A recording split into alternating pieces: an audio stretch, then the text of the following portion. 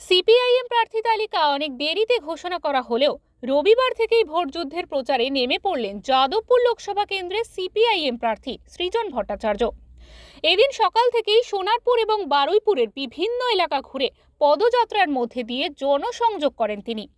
তৃণমূল কংগ্রেস এবং বিজেপি প্রার্থীর নাম আগেই ঘোষণা হয়ে গেছে। নাম দেরিতে ঘোষণা হওয়ায় তিনি কি পিছিয়ে পড়েছেন?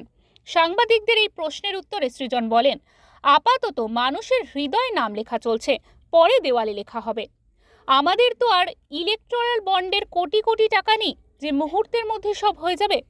মানুষের সমর্থন নিয়ে কৌটো নাড়িয়ে যে টাকা আসবে তা দিয়েই প্রচার হবে।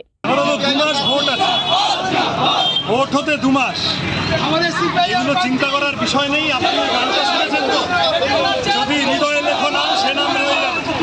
আপাতত মানুষের হৃদয়ে আমাদের নাম লেখা চলছে, এরপরে দেয়ালে হবে, পোস্টারে হবে, হোর্ডিংয়ে হবে, সবে হবে। আমাদের তো ইলেকট্রাল বন্ডের কোটি কোটি টাকা নেই যে আমরা প্রথম দিন সব ভুলে দেবো। আমরা মানুষের সমর্থন নিয়ে, কৌটো নাড়িয়ে, মানুষের ভালোবাসা নিয়ে যে টাকা পাবো আমরা তাই দিয়ে যা প্রচার করব। বাবলু প্রামাণিকের রিপোর্ট, ওঙ্কার বাংলা।